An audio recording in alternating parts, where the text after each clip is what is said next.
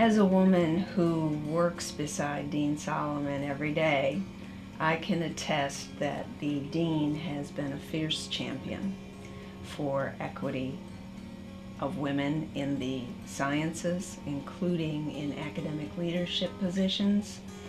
And he has worked tirelessly to increase the presence and success rates of all underrepresented groups in the STEM.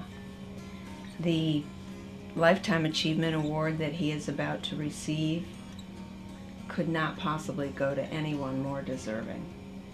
And one thing I have always said is, when I grow up, I want to be like Dan Solomon. I met him when I was a prospective student, visiting this large campus and being from a very small town.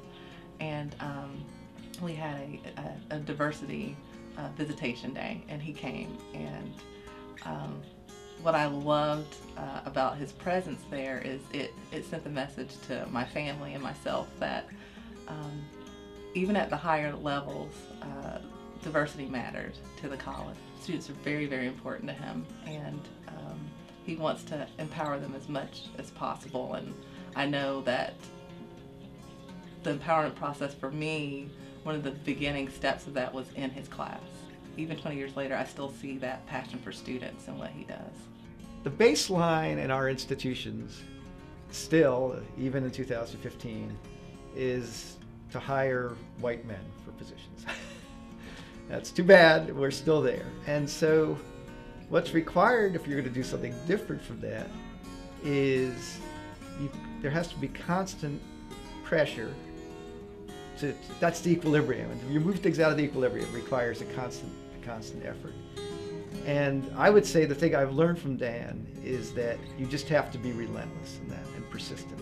In a lot of ways, you know, he did take a chance on me, invested in paleontology as a program offering, which is not real traditional for a school like NC State. And I think he's been an incredibly strong supporter of the program and of women faculty in general. I've known Dan for over 12 years, and it's been a real privilege and a real honor to work with him and share in his vision for building NC State up to what it can be. I was really amazed and greatly influenced by the support that Dean Solomon has given to not just women, but everybody who was interested in doing high-profile research.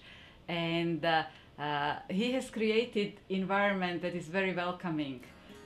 In the Marine Earth, I have seen the Marine Earth and Atmospheric Sciences department truly transformed over the past 15 years, with many new faculty, women faculty joining the ranks, and we were given opportunity to really pursue cutting-edge research. He was asked to do a diversity article, I think by a statistics association, and he is such a humble man, and he said to me, "Oh, I don't know that I should be doing this. I don't know if I know enough." And I said, "Well, Dan, you know, your whole career has been devoted to diversity issues. Of course you should do it. You have a lot to say."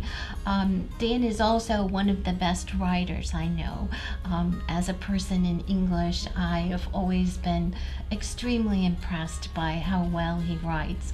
And so he also wanted me as an English professor to comment on the writing of this article. And I said, "Dan, you really don't need me to comment either on the diversity content or on the writing, but if you want me to do it, I'll do it."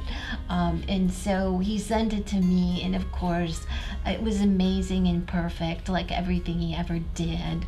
I came in 1965 and did about all that one could imagine in various roles, and worked with essentially every dean on this campus in some form or another over the 50 years I was here. And I would like to say that I know of no dean who has done a better job than Dan Solomon. And I worked directly under him as Associate Dean for Research. And of all the administrators I worked, he was the most collegial.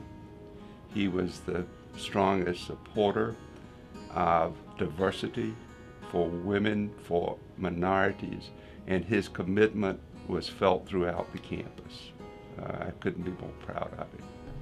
Dan is a truly inspirational and transformational leader. He's just an incredible role model for all of us. And what I admire the most of him is the way that he cares about each one of us. He sent me for Mother's Day a note to congratulate me and to wish me a wonderful day, and it really meant a lot.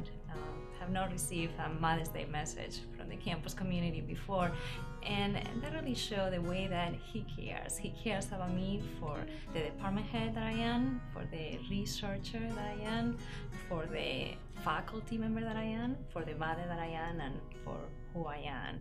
And he has been helping me to become the best possible version of myself.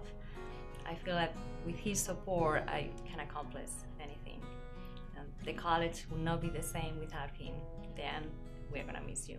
As head, Dan was the person who nurtured the climate and created a supportive, encouraging, and diverse climate. And I know it's a bit of a simplification, but I think women are more sensitive to climate issues. And for me, that positive climate meant that I could succeed. For almost 30 years, Dan has been involved in my life in a very positive way. He's been the steam for my locomotive, and sometimes he's been the engineer.